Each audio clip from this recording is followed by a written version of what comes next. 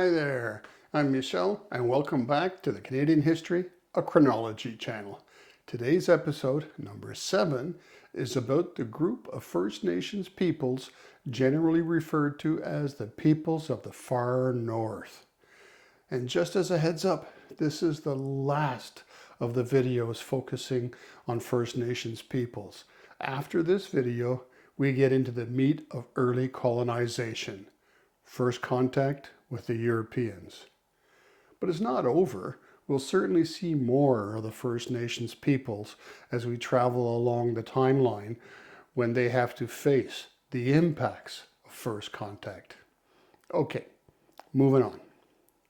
I'll use the term Inuit here to describe these peoples. Most of us have heard the term Eskimo, which was actually derived from an Algonquin term meaning eaters of raw meat and was considered an insult. This term has been replaced with the word Inuit, which simply means people. And the term Inuit actually only refers to the peoples of the eastern Canadian Arctic. Other peoples of the far north used other terms to describe themselves. Anyways, the Inuit of Canada's Arctic region inhabit one of the harshest environments on Earth, with long winters, fierce winds, and scarce resources. It's actually on the outer limits of the habitable world. It's believed that the Inuit crossed over from Siberia some 4,000 to 5,000 years ago, and although there are 8 separate Inuit tribal groups in Canada, they all speak dialects of a common language, Inuktitut. The Inuit had very limited contact with the outside world until the 20th century. Before that, there was only occasional contact with American whalers, English explorers, and a few Vikings. But that doesn't mean that their first contacts were any less traumatic than their southern First Nation neighbors. A very sad example of this are the Sadler-Miut Inuit near Hudson's Bay. They were completely wiped out by disease brought by the whalers, with the last Sadler-Miut dying in 1903. The Inuit are hunters above all else. They hunt the caribou, the muskox, whales, seals, and even polar bears. And here's 2 scary facts about polar bears.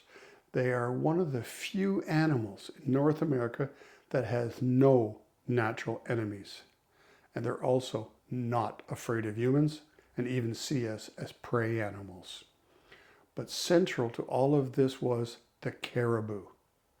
Much like the First Nations people of the plains, the caribou provided for a lot. It provided meat for food, fat for candles, hides for kayaks and summer tents, skins for bedding and clothing, bones for tools, and sinew for sewing. The Inuit moved seasonally and were a small-scale society, but a highly sociable society.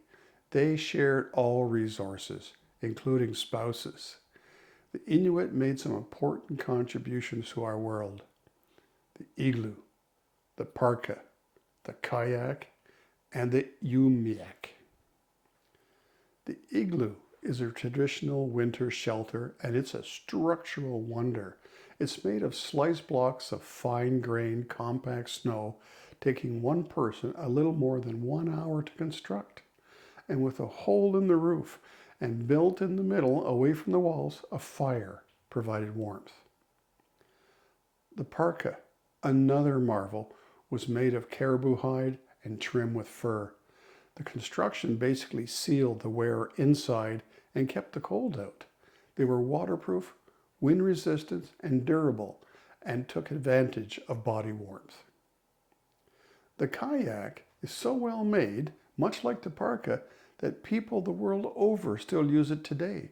It was made of skin stretched over a lightweight frame and was ideal for seagoing hunts.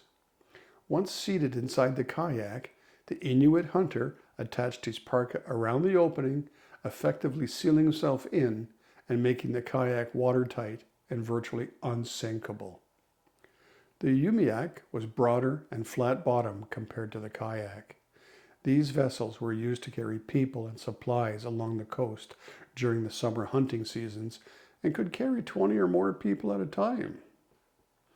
Well, that's about it for my condensed history of the peoples of the far north. I hope you're enjoying these Canadian history lessons so far. And I just want to repeat this. Why did I start this series on Canadian history with the First Nations peoples? Because they were the first Canadians. It was not the Europeans that discovered the New World. It already existed. The Europeans were trying to find a western passage to the Orient and didn't even know that North America was in the way. Anyways, remember, at any time, feel free to leave comments or questions below, and I'll do my best to respond to them all.